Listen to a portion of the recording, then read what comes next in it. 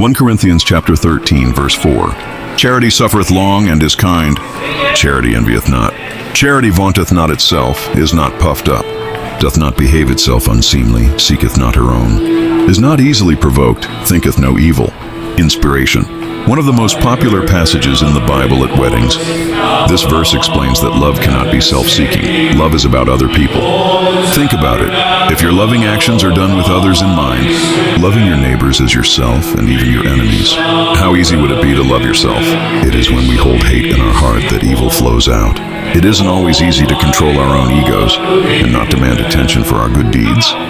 But is the love that we spread and feel for ourselves after not enough? It surely is enough. Let's pray. Infinitely loving God, I will praise you with all of my heart for all of my days. Assist me in my struggles with selfishness, O Lord, so that I can truly love the people around me that need it most. As you selflessly sent your only Son, Jesus Christ, to die for us, help me to see the grander picture and commit to loving actions without thought of acknowledgement. I vow to love more freely and easily, praying these words to your holy name. Amen. 1 Corinto 13:4-5. Ang pag-ibig ay matiisin at mabait. Ang pag-ibig ay hindi nananaghili, hindi nagyayabang, hindi palalo.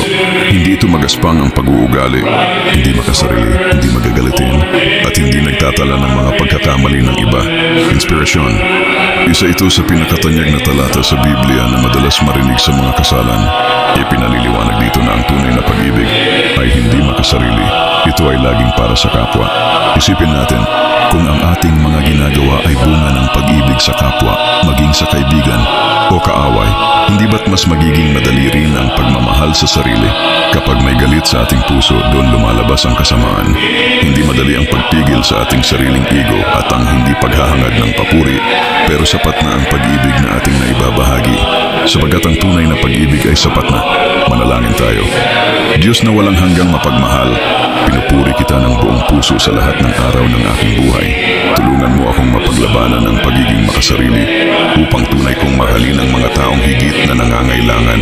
Gaya ng walang pag-iibot, mong isinugo ang iyong bugtong na anak na si Jesucristo upang mamatay para sa amin. Tulungan mo akong makita ang mas malaking larawan ng pag-ibig. Nais kong gumawa ng mabubuting bagay na walang inaasahang kapalit o pagkilala. Sa iyong banal na pangalan ako'y nananalangin. Amen.